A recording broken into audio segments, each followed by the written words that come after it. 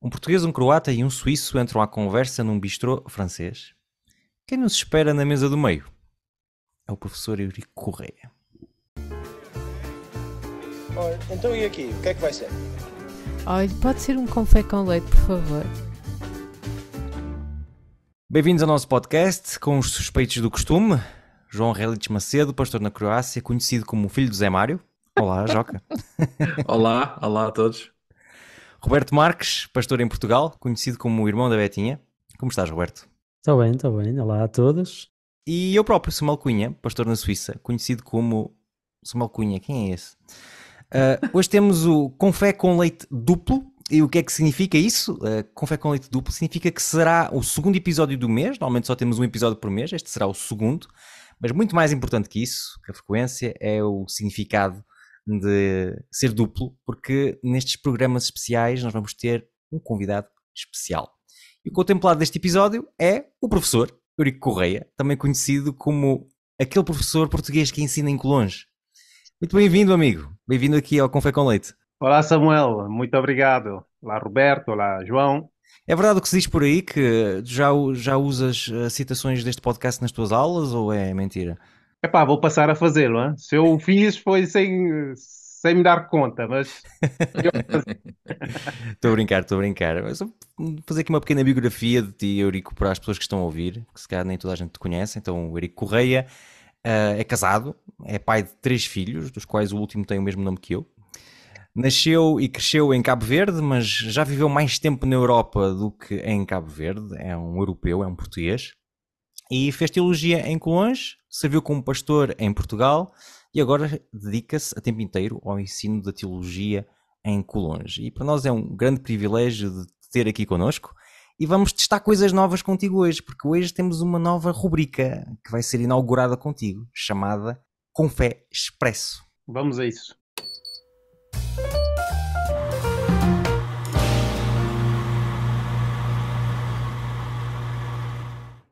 Então vou-vos explicar o conceito desta rubrica. Nós vamos fazer perguntas para nos ajudar a conhecer melhor o nosso convidado. São perguntas de resposta rápida. Normalmente nós damos 2 possibilidades, noutras não damos 2 possibilidades e Eurico, tu vais ter que escolher rapidamente, ok?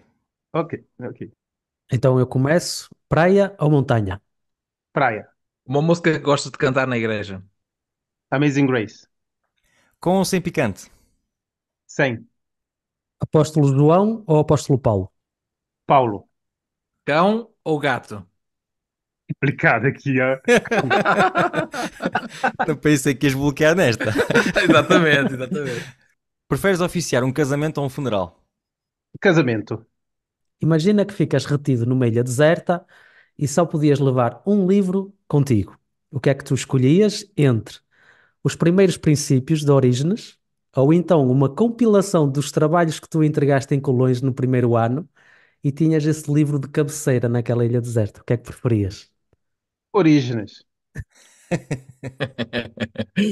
Eurico, Novo ou Antigo Testamento? Antigo Testamento. Grande conflito ou desejar todas as nações? Desejar todas as nações. Carro ou mota? Mota. Lutero, Calvino ou Zwingli? Calvino. Colonge ou Sagunto? Colonge. Estudo bíblico ou pregação? Estudo bíblico. Portugal ou Israel? Complicado. Portugal. Portugal ou França? Portugal. Portugal ou Cabo Verde? Cabo Verde. Muito obrigado, Eurico, por teres participado no nosso Confé Expresso. E agora vamos passar para a nossa conhecida rubrica, que é a moagem do grão.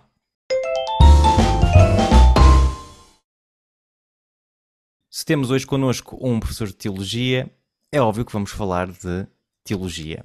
Mas o que é exatamente esta ciência? O que é que se faz numa escola de teologia? O que é que se estuda lá dentro? Como é que são as universidades adventistas ou então Colões?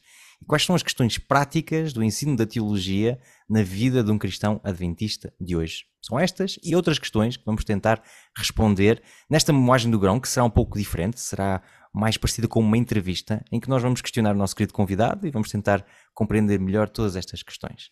Por isso, Eurico, para começar, gostava de fazer uma pergunta específica sobre Colões.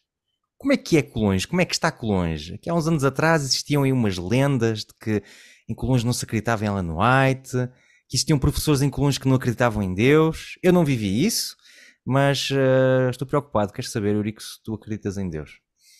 Olha, eu confio em Deus. Isso implica que eu também acredite que ele exista, não é? E que ele está bem próximo. Eu creio que os meus colegas também têm não só essa mesma convicção, mas os meus colegas, pelo que eu vivo e vejo neles, também têm uma experiência muito prática, concreta com Deus.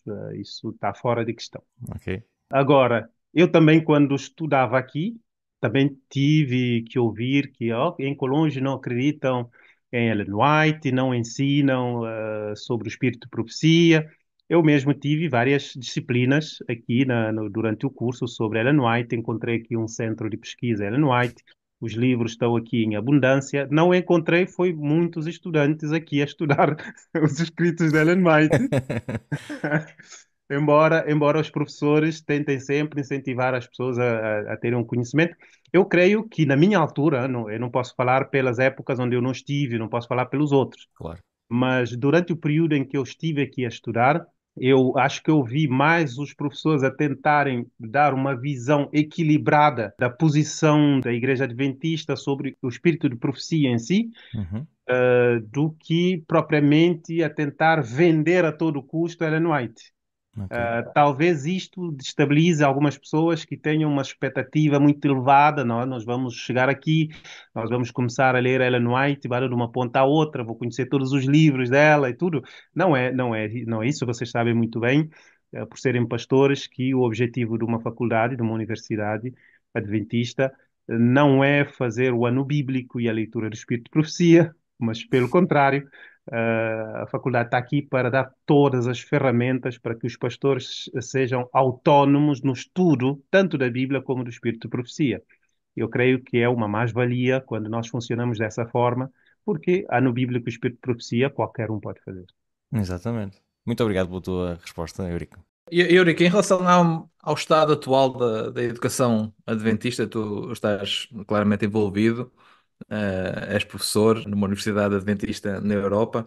Eu lembro de havia um período em New Bold que o nosso departamento de Biblical Studies, de estudos bíblicos, estava com um nível bastante elevado e mesmo os avaliadores externos na altura falavam sobre nós continuarmos a ser o padrão de ouro dos estudos bíblicos em Inglaterra.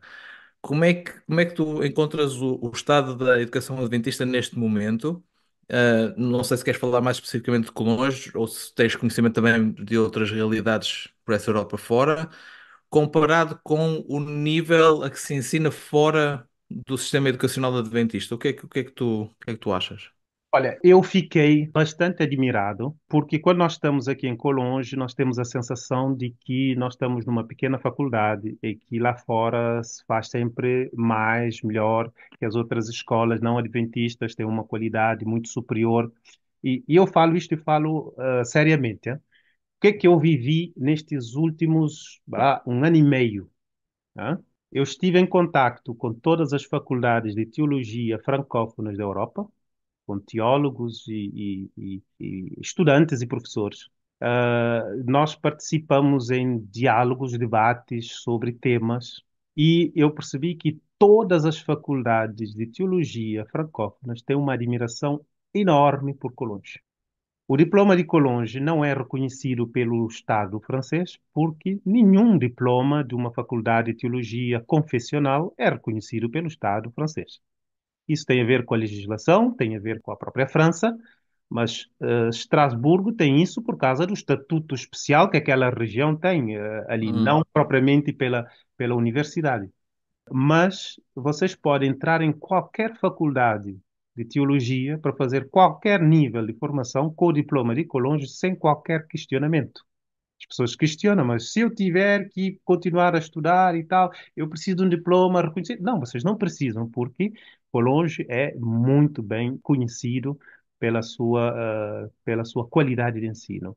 E eu creio que, neste momento, nós continuamos a manter essa barreira muito alta fora para guardar o mesmo nível. Colonge impõe-se a si mesmo normas que deviam se aplicar às universidades que têm um reconhecimento do Estado. Uhum. Sabe? Que Colonge não é obrigada a respeitar, mas fabrica os seus cursos, compõe o seu programa, impondo essas regras para manter o Hum, mesmo nível ou até superior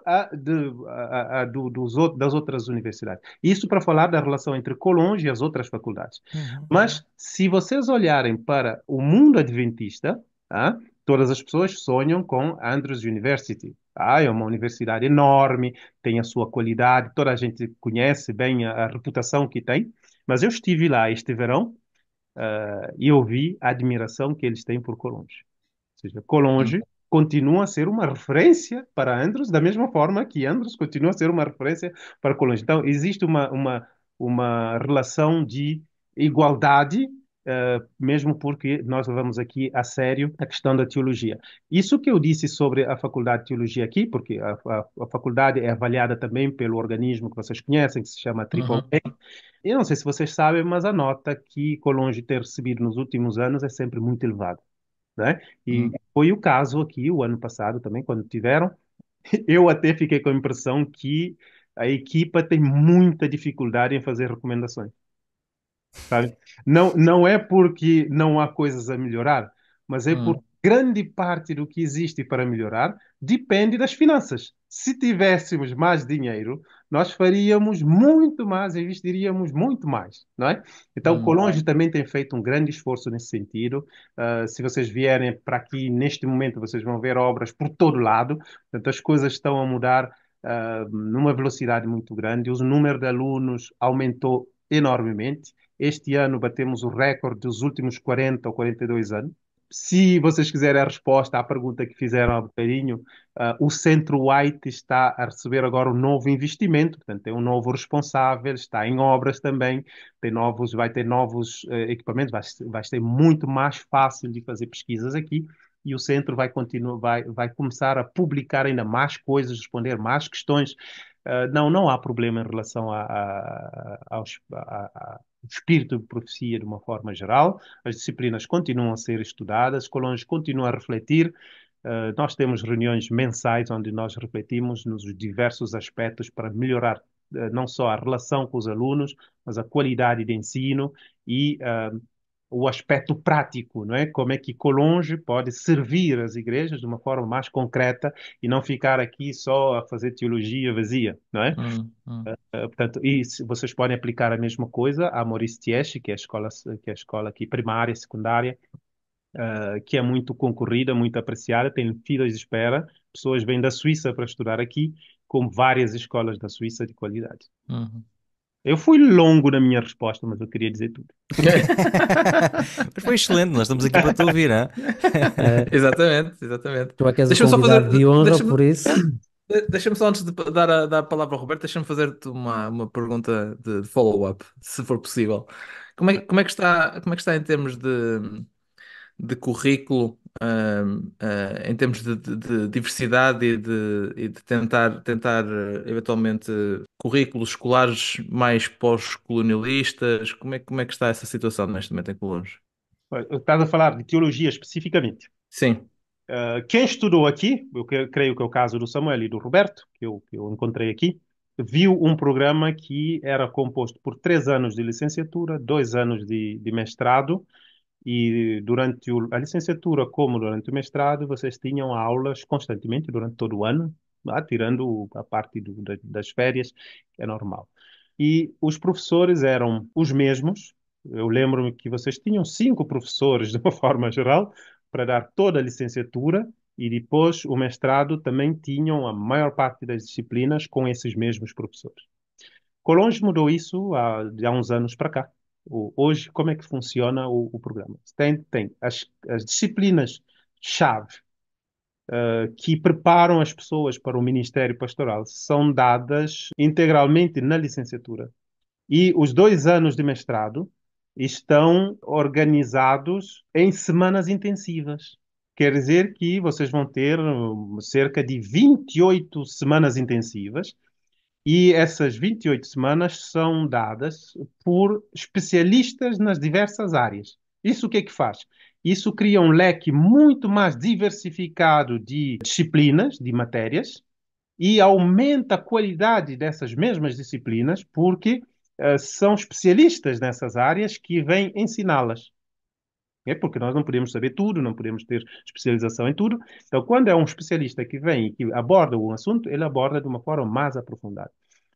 E isso tem sido um sucesso lá nesses últimos anos, porque as pessoas podem selecionar, no meio das 28, podem selecionar aquilo que corresponde mais ao seu perfil. Né? Imagina que eu, porque a teologia está dividida no Novo Testamento, Antigo Testamento, você tem teologia prática, teologia sistemática, a parte de psicologia, história. E se a pessoa se sente mais vocacionada para a área do acompanhamento pastoral, pode confessionar a sua formação, se posso assim dizer, de acordo com as suas necessidades, com o seu perfil. E a pessoa sai mais bem servida. Portanto, nós estamos mais ou menos assim, em princípio, é para continuar dessa forma, e quer dizer que as disciplinas que se dão num ano não se dão exatamente no ano seguinte, portanto, vai variando no ciclo de 2 anos, para que hajam mais disciplinas que circulem, que as pessoas possam confeccionar a sua formação da melhor forma possível. Ok. Muito obrigado pela tua resposta, Eurico. Tenho uma pergunta que tem a ver também com a questão da teologia em si, que é, tu és um teólogo, não é? Nós temos pessoas que nos estão a ouvir que não têm a oportunidade de discutir com teólogos ativos, não é? Porque os pastores continuam a ser teólogos, mas não estão a fazer pesquisa e assim. Gostava que tu pudesses explicar, assim, do ponto de vista prático, o que é que tu fazes, ok? Qual é o trabalho de um teólogo, não é? E depois dizeres-me uma coisa um pouco mais pessoal. O que é que te apaixona nesta ciência da teologia? Olha, eu tenho várias áreas de paixão, mas de facto eu sou mais apaixonado pela teologia do que por outras áreas. Mas basicamente o que é que eu faço? Eu dou aulas. Eu dou aulas, e eu sou professor de teologia sistemática. Como é Sim. que tu explicarias teologia sistemática para um membro de igreja? Olha, Para que eles possam ter uma ideia do que é. dentro do nome, vocês podem ter sistema, não é? E vocês podem ter tema, não é? Então, essas duas palavras podem ajudar a compreender assim de forma mais simples. É claro, se vocês forem ao dicionário, vocês não vão encontrar nada disso. Hein? Então, sistemática quer dizer que vocês pegam um assunto, um tema, um grande tema de teologia, e vocês vão ver como é que ele é tratado em toda a Bíblia. Ok. Vocês vão ver o Antigo Testamento, vão ver o Novo Testamento. E a teologia sistemática pode ter vários ângulos. Imaginem, vocês têm esses óculos, têm um determinado grau, vocês podem usar outros óculos. Imagina que eu sou professor de teologia sistemática, mas que eu utilizo os óculos da filosofia. Então, eu posso explicar um tema, um assunto, mas olhando este assunto do ponto de vista filosófico. Eu posso abordar, por exemplo, a morte de Jesus, não é? Por mim, por nós, de uma forma filosófica. E eu discuto sobre isso, eu ponho em questão os textos bíblicos, mas a base será a filosofia. Mas eu posso olhar para isso do ponto de vista histórico, dizer como é que isto evoluiu, não é? E aí posso pegar desde o Antigo Testamento, posso passar pelo período intertestamentário, posso passar pelo Novo Testamento, posso passar pela patrística, pelos pais da igreja nos primeiros séculos, pela Idade Média, e eu vou até a atualidade, como é que houve essa evolução no pensamento nesse tema. A ideia da teologia sistemática é não ficar só num autor bíblico, num dos testamentos, mas ver de uma forma mais vasta o assunto. Claro que a teologia sistemática utiliza outras matérias, outras ciências, para poder alimentar-se, não é? Uma vez que não se pode fazer tudo de uma vez, então vai-se buscar também elementos de outras áreas de teologia para alimentar isso, mas basicamente é isso. Ok. E o trabalho de um teólogo é o quê? Tu disseste que davas aulas, ok, mas Eu dou aulas, para dar aulas eu tenho que prepará-las, então passo uma ok. boa parte do tempo a preparar as aulas e a outra parte a ensinar, depois a acompanhar os alunos, tanto nos exercícios que fazem para as aulas, para cumprirem os requisitos, como nas próprias pesquisas que fazem, não é? Às vezes os alunos vêm para ter um aconselhamento sobre como abordar determinados assuntos e tal. Então, existe também isso. Para além do trabalho acadêmico, de acompanhamento, nós também somos solicitados para escrever, para pesquisar. De vez em quando acontece de ter que escrever um artigo aqui, um artigo ali. Mas eu, pessoalmente, estou na fase de redação de uma tese de doutorado, então também tenho uma parte de pesquisa. Somos solicitados também para irmos às igrejas, por exemplo, fazer uma formação específica. Portanto, este sábado, estive numa igreja onde eu preguei de manhã e à tarde, a igreja tinha programado, portanto, os jovens fazerem pergunta alguém, um convidado, e fui eu, portanto, que faziam perguntas sobre tudo, sobre a Bíblia. Então, nós tentamos responder. Foi Portanto, o treino para aqui, tiveste a fazer esse treino, não é? exatamente, as Temos perguntas que não são fazer um exatamente controlo as mesmas, antidoping no final daqui do podcast. perguntas não são as mesmas, mas são sempre interessantes, são sempre pertinentes. E eu gosto disso, sabe? Porque leva a refletir, leva a compreender quais são as questões atuais, porque vocês sabem que nós podemos ser apaixonados por questões que nós achamos super importantes e ninguém se interessa por elas. Sim. É sempre, é sempre bom nós estarmos em contacto com outras pessoas e percebermos quais são os questionamentos das outras pessoas, né? Exatamente. Regra geral, quando as pessoas fazem perguntas, nós já os ouvimos antes, já tivemos a trabalhar sobre essas questões, porque as preocupações das pessoas são basicamente as mesmas, então conseguimos dar alguns elementos de resposta. Algumas respostas satisfazem, outras não. Estamos num mundo exigente. E quando isto acontece, isso lança-nos desafios, não é? E nós dizemos, ok, bah, se a resposta não foi tão convincente, quer dizer que eu ainda tenho um caminho a percorrer, encontrar novos elementos, aprofundar melhor o assunto, para poder transmitir de forma clara. Isso resume uma parte do que eu faço e aquilo que é principal. Excelente. Eu agora queria aproveitar para fazer uma pergunta. E esta pergunta são duas, na verdade, porque eu sou batuteiro assim e eu aproveito-me logo. Tu dás-me um dedo, eu pego logo no braço inteiro, por isso. Estavas aí Aproveito. à espera, estavas à espera precisamente por causa disso, não Estava, é? Tiveste estava. este Por isso é tempo que eu todo fiquei pronto, caladinho, que era fiquei, para. fiquei à espera até agora. Mas eu queria sobretudo abordar contigo, Eurico, um aspecto que tu já mencionaste, mas acho que merece ser aprofundado, que é a diferença que existe entre conhecer versículos da Bíblia e perceber a Bíblia, não é? Que é aquilo que eu acho que é a teologia. A teologia é, sobretudo, compreender a Bíblia a um nível mais profundo. E a minha pergunta seria, hum, até que ponto é que tu achas que é necessário nas nossas igrejas nós incentivarmos, e quando eu digo nós, não digo propriamente nós três ou nós quatro, ou se Hum, calhar os pastores, mas como é que nós podemos, de alguma maneira, incentivar o estudo, não simplesmente do conhecimento bíblico, apesar dele ter o seu papel, mas sobretudo da teologia. Porque a teologia, eu acho que tu estás de acordo comigo, é complexa, é complicada, é difícil de perceber, leva-nos por vezes por caminhos que nós não gostamos, mas e muitas das vezes são os caminhos que nós temos que trilhar porque faz parte do nosso crescimento, não é?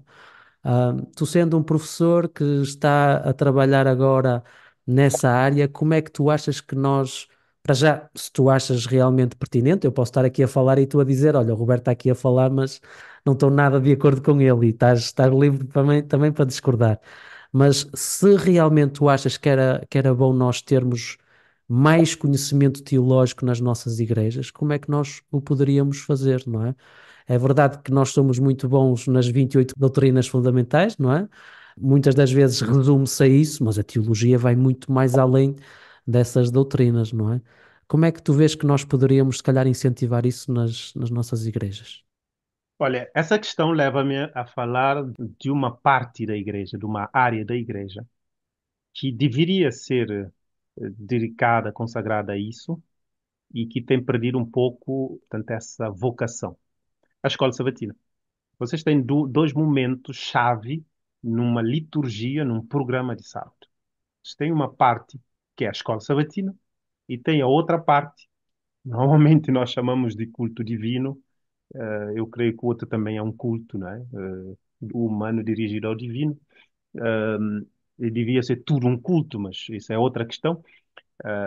A parte da escola sabatina, se vocês repararem, a igreja lançou a escola sabatina muito cedo na sua história e com o intuito de introduzir os membros no estudo da teologia.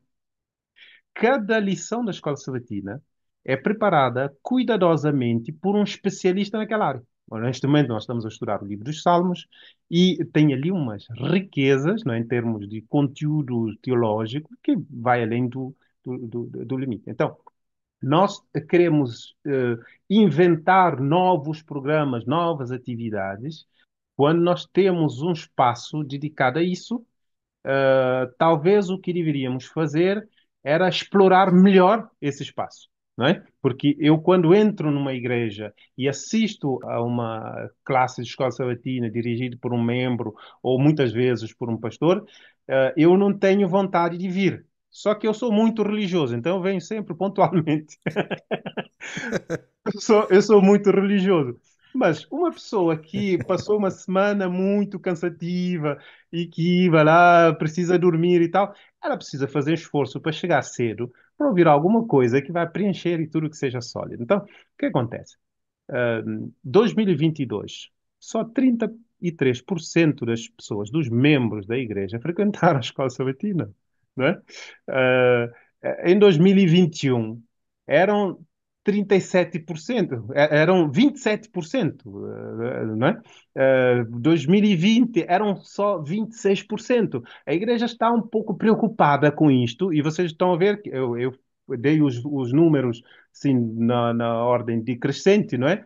Eh, mas para mostrar que a igreja tem feito um esforço para que as pessoas venham, para que as pessoas estudem, para que as pessoas aprofundem mais. Se vocês repararem, as pessoas dentro da igreja que têm um conhecimento teológico mais profundo são as pessoas que frequentam a escola sabatina, que estudam a lição em casa e que têm o prazer de vir à escola sabatina para discutir esse assunto com outros irmãos na classe na escola sabatina. O problema é que o número de pessoas que fazem isto está a diminuir. Então, talvez se nós trabalhássemos mais nesse momento para que ele fosse mais dinâmico e que tivesse mais tempo de estudo, onde as pessoas realmente aprendessem, iam encontrar muita teologia dentro. Eu lembro-me que os questionários utilizam muito o hebraico, utilizam o grego, os questionários, as lições da escola sabatina utilizam muito o contexto histórico, não é? Eles preparam tudo para que as pessoas realmente conheçam a Bíblia, como um teólogo conhece. A questão é que, numa lição da escola sabatina, a linguagem é mais simples para ser mais acessível, mas os conceitos estão lá. Eu penso que nós deveríamos começar por aí. Segunda coisa, vejam que isso tem a ver com as mudanças que têm ocorrido na igreja, né?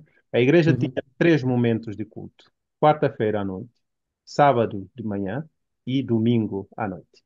O culto de domingo à noite foi morto e sepultado há muito tempo. Mas era um culto o quê? Era um culto evangelístico, doutrinário, onde se estudava as coisas aprofundadamente, não é? Onde nós podemos convidar membros da igreja para aprofundarem mais os seus conhecimentos nas doutrinas, nos ensinos fundamentais, mas também trazíamos novas pessoas que vinham ter conhecimento disso. Esse culto desapareceu, não é? Escola sabatina, a presença na escola sabatina diminuiu. Eu penso que essas duas coisas diminuíram o conhecimento e não façam testes com membros da igreja hoje em dia sobre Bíblia. Vocês vão ficar frustrados. Se vocês quiserem poupar essa frustração, não façam testes. Não é? Promovam mais a escola sabatina, criem dinâmicas.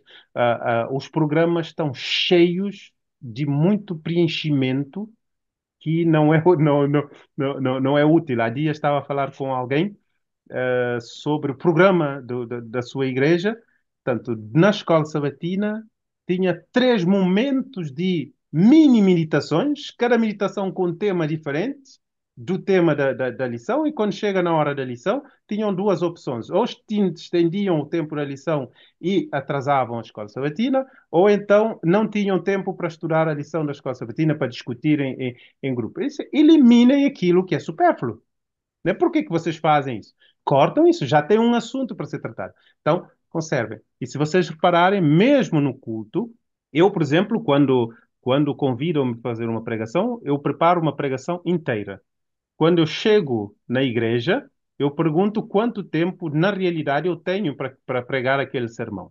E quando me dizem, tenta não passar os 20 minutos, eu sei o que eu tenho que pregar, a introdução daquele sermão. Eu não posso ir além da introdução daquele sermão.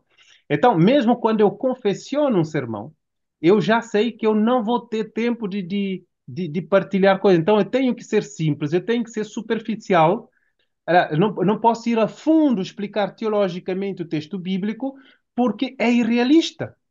Sabe? O tempo que nós temos, nós preenchemos com músicas, com muita coisa, muita oração, muito isto, muito aquilo, e depois não temos tempo para o estudo da palavra. Nem lemos a Bíblia, nem estudamos convenientemente a Bíblia. Bom, não é crítica, é apenas uma constatação. Eu gostava só de meter aqui, desculpa lá, Roberto. Não faz mal. Não achas que até um certo ponto isso também não é culpa da própria lição da escola sabatina? Porque eu como teólogo, às vezes, aquilo que encontro nas lições da escola sabatina, parece-me, para além de simplificado, parece mais uma justificação, parece mais uma apologia, em Hum. vez de uma verdadeira tentativa de abrir horizontes, de levar as pessoas a pesquisar um bocadinho mais fundo. Até que ponto é que também a culpa pode estar do nosso lado como líderes da igreja, não é? No fundo, não tua e minha, que nós não temos nada a ver com a escola sabatina, acho eu, a nível mundial. Mas até que ponto é que poderá estar deste nosso lado? Sim, eu estou de acordo que existem afirmações, existem coisas que eu mesmo, se vocês pegarem as minhas lições, o meu gosto por teologia começou pela escola sabatina. Eu tenho todas as lições desde que eu entrei na igreja adventista. Todas. E eu estudei-as todas.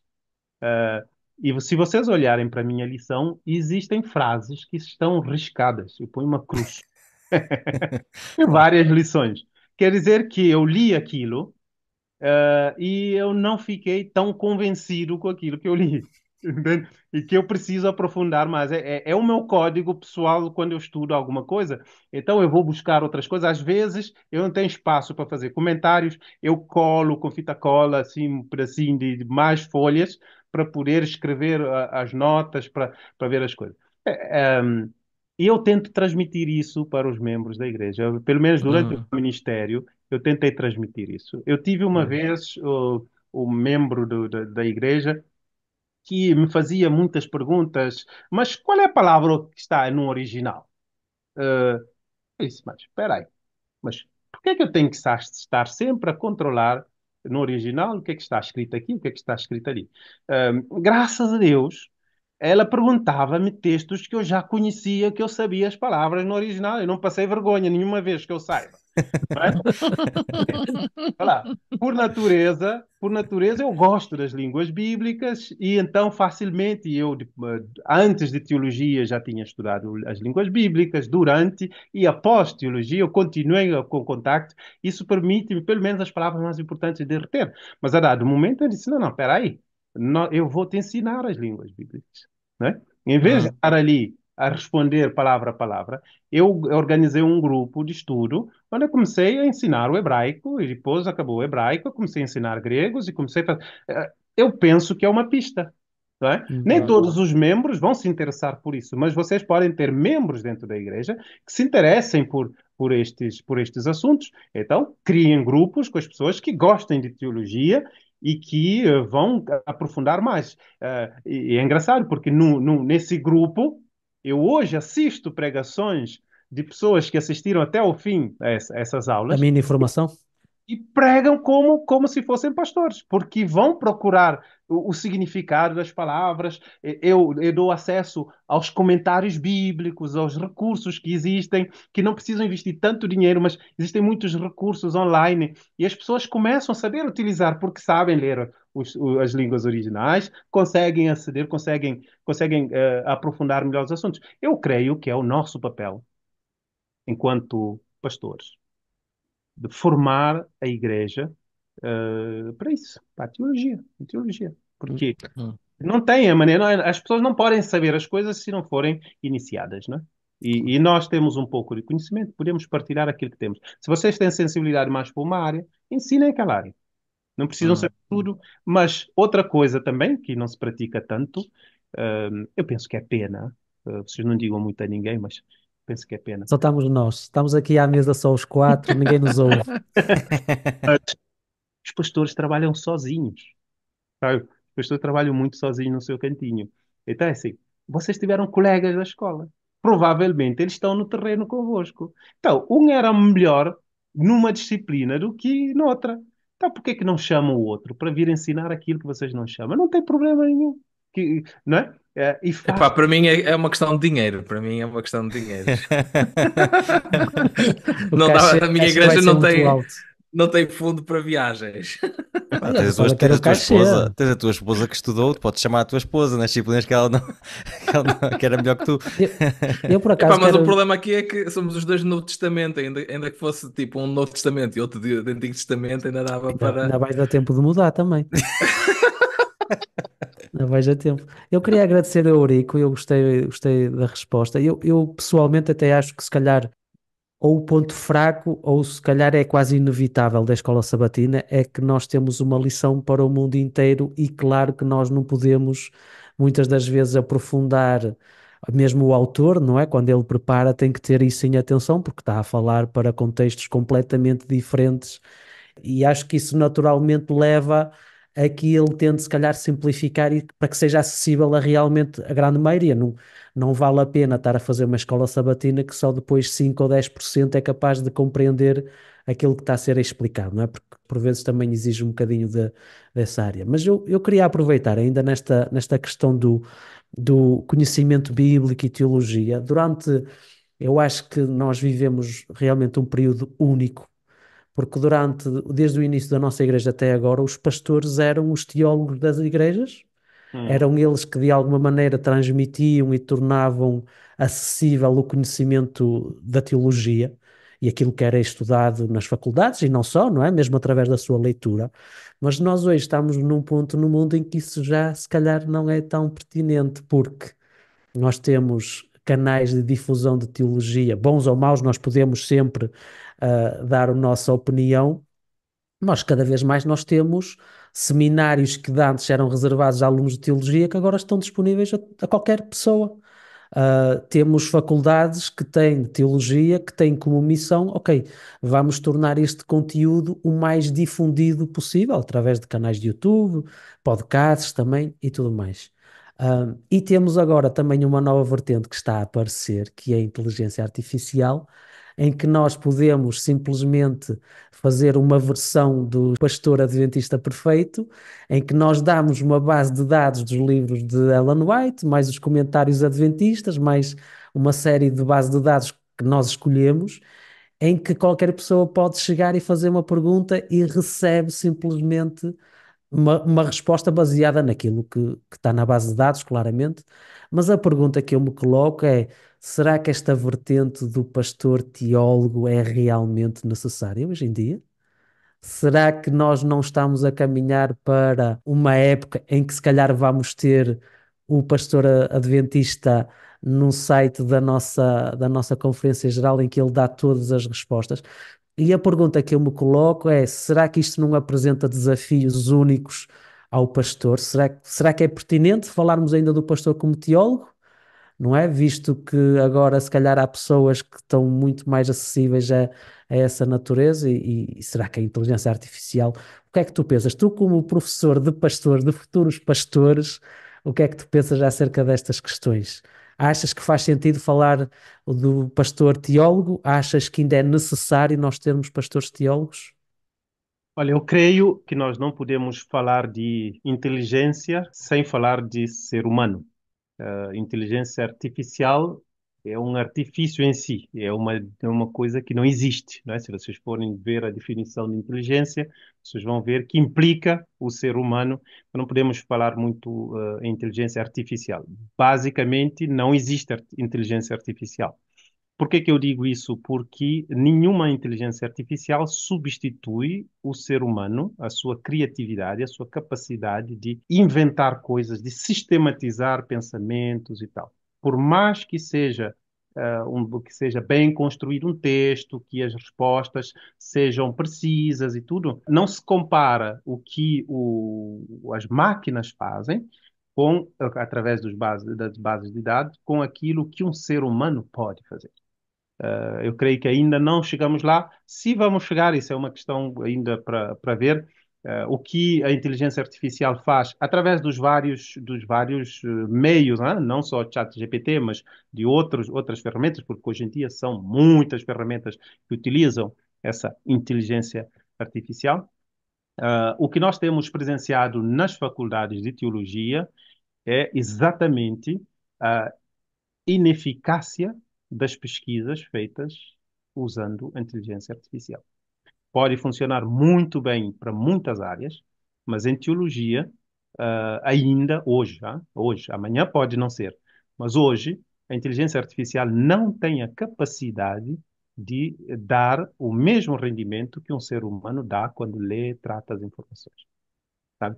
Então, eu creio que hoje ainda isto não é uma questão que podemos pensar no futuro como é que será. O pastor deve sempre ser um teólogo, sempre. Ele deve ter outras qualificações, mas ele deve sempre ser um teólogo. Por que razão?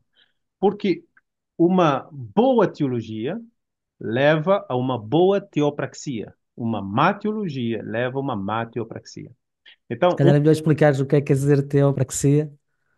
tu podes teorizar um conceito, explicar esse conceito teologicamente, mas isso vai ter influência na tua forma de viver, de uma maneira ou de outra.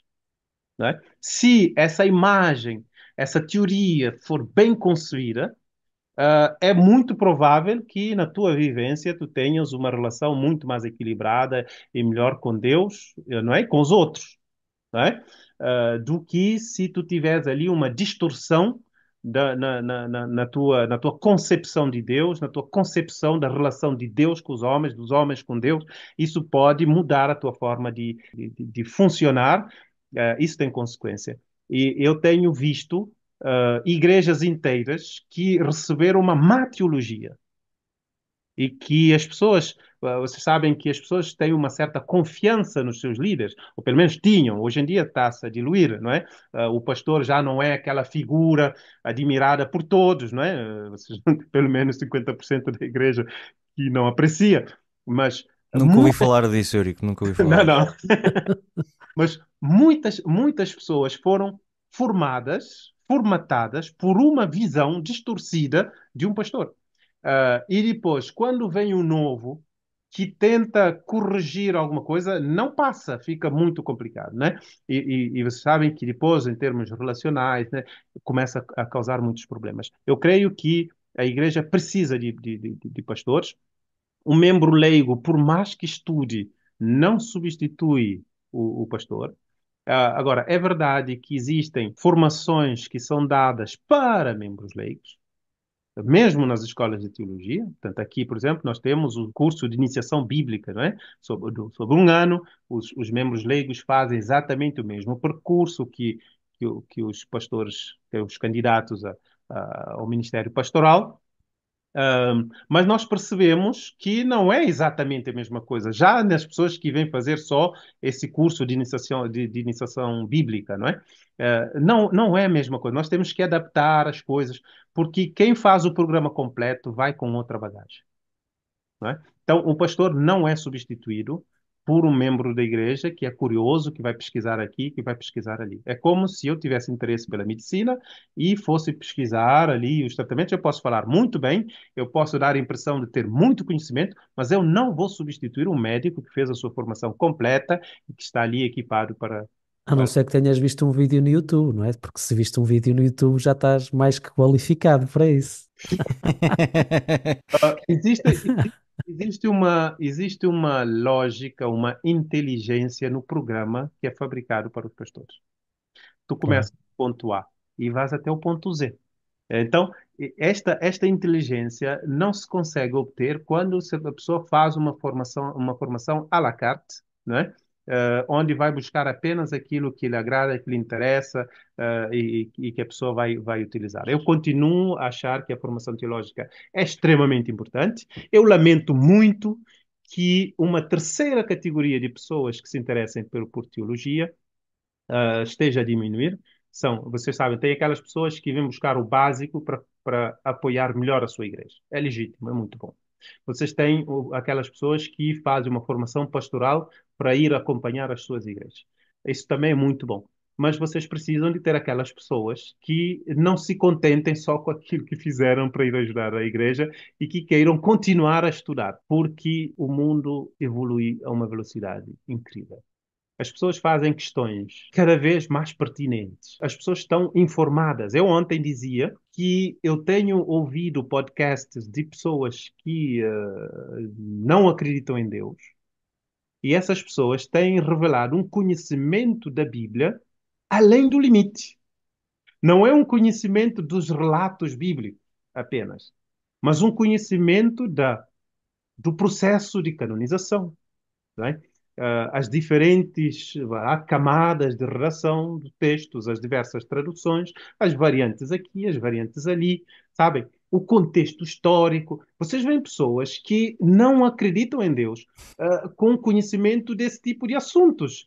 E cada vez nós temos assistido a membros de igreja que não conhecem nem os relatos, e muito menos esse tipo de questões. Eu creio que nós precisamos dar uma mudança nisto, não é? Imagina os pastores hoje, quando conversam com alguém que não acredita, não é? Ou quando conversam com pessoas que saem dentro do âmbito do cristianismo, não é? E que vão para outras religiões. Como é que nós podemos ainda manter um diálogo com essas pessoas se nós nos contentamos com uma formação de 5 anos, que é uma formação vitalícia, não é? Uma formação que nunca caduca, que tá, sabe? Não, a dado momento nós estamos ultrapassados. Eu acredito piamente, embora certas pessoas na igreja tenham uma certa desconfiança com os pastores jovens, o que eu digo é assim, Também não sei do que é que estás a falar. Não Nunca, faço ideia também. nunca não aconteceu nada. existe. Os pastores jovens vêm mudar tudo e tudo. Mas uma pessoa que fez teologia há 20 anos e que não se atualiza, não é? Não lê os artigos publicados, não continua a insistir na sua formação contínua, tal, diz muita coisa que já não faz sentido, não é? Ou pelo menos diz coisas que deviam fazer sentido, mas de uma forma que não faz sentido. Entende? É, Temos que e separar esta frase para fazer o teaser do episódio.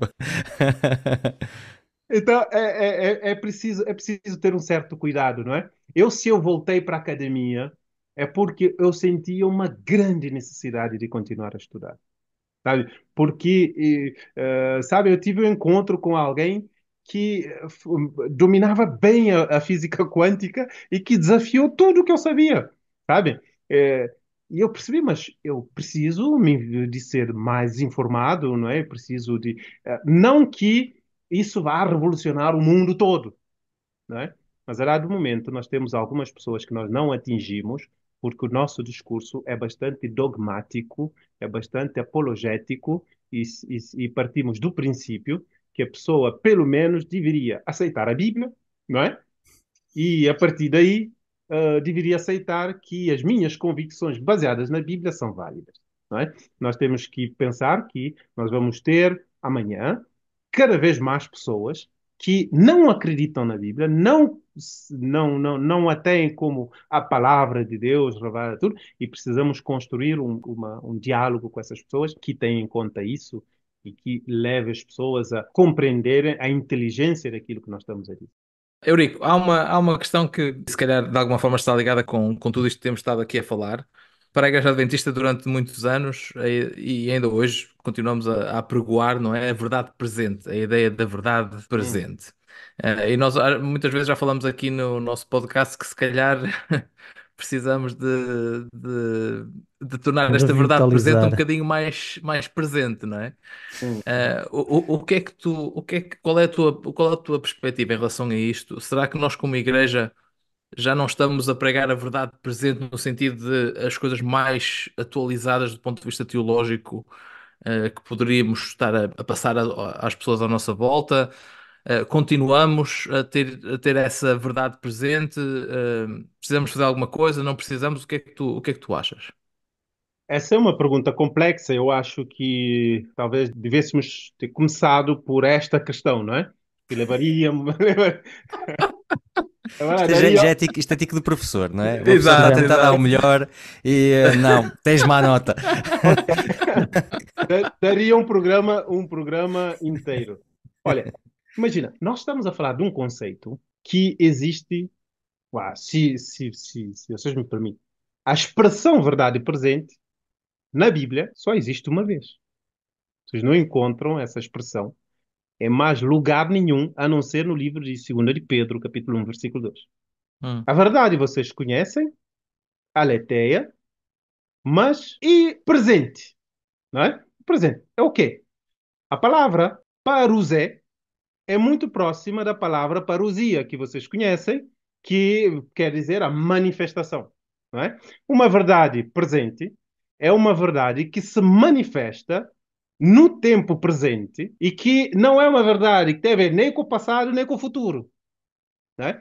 O que eu tenho estado a ouvir na igreja, isso é a minha percepção das coisas, Ele estava entusiasmado. De repente houve ali um travão,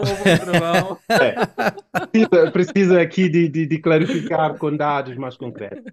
É que existe um pequeno grupo dentro da igreja que ainda utiliza essa expressão. Grande parte dos membros da igreja nem sequer conhece esta expressão, nem a utiliza. Só que o pequeno grupo que utiliza essa expressão verdade presente, o que é que esse grupo faz com esse conceito de verdade presente? Então, verdade presente para esse grupo, na verdade, é uma lista de ensinos que foram pregados pelos pioneiros da igreja, que são, na maior parte, ensinos distintivos da igreja adventista, que eles acreditam que deve-se voltar a pregar no presente. Então, o que é verdade presente para este grupo de pessoas? É um conjunto de verdades velhas da época dos pioneiros. Então, é tudo exceto verdade presente. Olha, o conceito de verdade presente já em si mostra, na Igreja Adventista, esse conceito é o conceito de uma verdade que é dinâmica, que evolui, que acompanha o tempo e que continua a ser uma verdade ancorada na Bíblia. Nós precisamos defender a nossa doutrina, ou os nossos ensinos, com base na Bíblia, mas de maneira que ela seja completamente compreensível nos nossos dias. Existem coisas que nós dizemos que não fazem sentido. Sabe? Não fazem sentido. Então, nós precisamos transmitir a mensagem. Então, a missão da Igreja Adventista não é pregar a verdade presente, mas é tornar a verdade presente. Sabe? Amém? Não é pegar aquela lista de coisas que diziam antigamente. Imagina, o sábado faz parte da lista daquela lista das verdades presentes, ok? Mas se vocês pegarem na verdade presente da época dos pioneiros, em que época vocês estão a falar do sábado? Era na época em que a igreja guardava o sábado das 6 horas da tarde até as 6 horas, não é? É isso? A igreja compreendeu que não. Que não tem a ver com as 6 horas da tarde, mas que tem a ver com o pôr do sol. Sabe? A igreja mudou a sua concepção. Sabe? Qual é a verdade, a verdade presente sobre a justificação pela fé? Não é? Mas a justificação pela fé, de que época da história da igreja adventista? Sabem? Então, é preciso nós percebermos do que é que nós estamos a falar. A Igreja Adventista teve várias fases, a sua compreensão da Bíblia evoluiu, e eu tenho uma certa alegria em dizer que as doutrinas da Igreja, os ensinos e a maneira de transmitir da Igreja continuam a evoluir até hoje. Hum. Continua a evoluir. Vocês têm grandes datas na história da Igreja que precisam ser explicadas para os membros da Igreja Adventista. Vocês têm a Igreja de até 1844, vocês têm a Igreja de 1845 até 1888, vocês têm a Igreja que vai de 1888 até 1920, depois de 1921 até 1950, e vocês têm de 1950 até aqui. Então, esses períodos são períodos que foram marcados, a transição de um período para o outro, foram marcados por grandes crises por causa da discussão como é que nós vamos tornar este ensino, fundamentado na Bíblia, mais presente. Obrigado, Eurico. Só quero dizer que eu ainda utilizo a regra das 6 horas quando o Benfica joga às 6h30. Ainda por cima por um jogo do Benfica. Devia Isso ser mesmo, radiado. é mesmo mal gasto. Mesmo gasto. Muito obrigado, Eurico, por ter estado aqui connosco. Foi um verdadeiro prazer. Espero que tenha sido um prazer para ti também. Não, é todo meu e aqui o tempo quase não passa. Sim. Temos que fazer isto Não mais vemos- vezes, meu. Não vemos o tempo passar, não é? Então, Bem-vindo ao nosso problema de cada vez que gravamos um episódio. Sim, normalmente tem que ser sempre muito rápido e vá lá, e é sempre assim. Mas olha, muito obrigado pela tua disponibilidade. Sei que tens uma agenda certamente muito cheia. Estás aqui num domingo à noite a falar connosco é muito fixe mesmo. Muito obrigado, meu. Aqui no café. Não é? Aqui Exatamente. No, Ainda por cima, no centro da mesa. Já fecharam o café connosco lá dentro. Para todos os que nos estão a ouvir, vocês sabem que podem continuar a seguir o Café com Leite através do YouTube, do Spotify ou do Apple Podcast. Já sabem, sai sempre na primeira sexta-feira do mês. Ou então, se for, como este, um Café com Leite duplo pode sair a qualquer momento. Foi o Café com Leite duplo e até breve. Este Café com Leite foi moído no dia 21 de janeiro de 2024.